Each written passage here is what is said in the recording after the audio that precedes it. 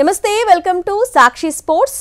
IPL 2026 mini వేలానికి ముందు Rajasthan Royals Chennai Super Kings మధ్య సంచలన ట్రేడ్ డీల్ జరగనున్నట్లు తెలుస్తోంది. టీమిండియా స్టార్ సంజు శాంసన్ రాజస్థాన్ నుంచి ట్రేడ్ చేసుకునేందుకు సీఎస్కే సిద్ధమైనట్లు సమాచారం. ఐపీఎల్ 2025 నుంచి శాంసన్ రాయల్స్ మధ్య విభేదాలు తలెత్తాయి. దీంతో రాజస్థాన్ ఫ్రాంచైజీని వీడాలని సంజు నిర్ణయించుకున్నాడు. ఈ క్రమంలో సంజు శాంసన్ను ఢిల్లీ క్యాపిటల్స్ తమ జట్టులోకి తీసుకోవాలని భావించింది. కానీ రాజస్థాన్ ఢిల్లీ మధ్య ట్రేడ్ డీల్ కుదరకపోయినట్లు ఐపీఎల్ వర్గాలు వెల్లడించాయి. దీంతో ఇప్పుడు సీఎస్కే ఎంట్రీ ఇచ్చింది. సంజు శాంసన్కు బదులుగా స్టార్ ఆల్రౌండర్ రవీంద్ర జడేజానిచ్చేందుకు సీఎస్కే ఫ్రాంచైజీ అంగీకరించినట్లు వార్తలు వచ్చాయి. కానీ అందుకు రాజస్థాన్ ఒప్పుకోలేదంట. జడేజాతో పాటు South Africa star cricket Dewald బ్రేవిస్ను కూడా ఇవ్వాలని రాయల్స్ యాజమాన్యం డిమాండ్ చేసింది. అందుకు సీఎస్కే కూడా అంగీకరించింది.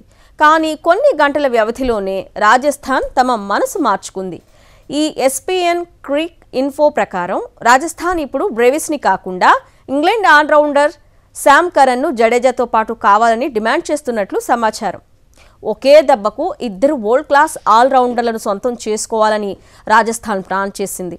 అయితే అందుకోసం సీఎస్కే 2.40 కోట్లు చెల్లించాల్సి ఉంటుంది.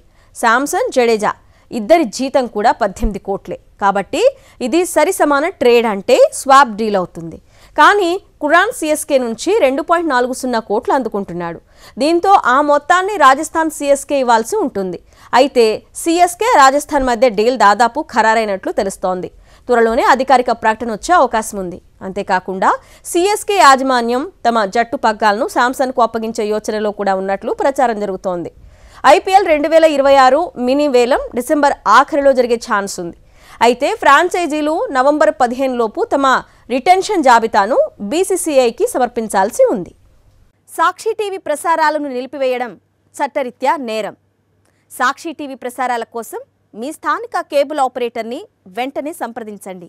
డిటిహెచ్లో, ఇంటర్నెట్లో కూడా సాక్షి టీవీ ప్రసారాలను వీక్షించవచ్చు.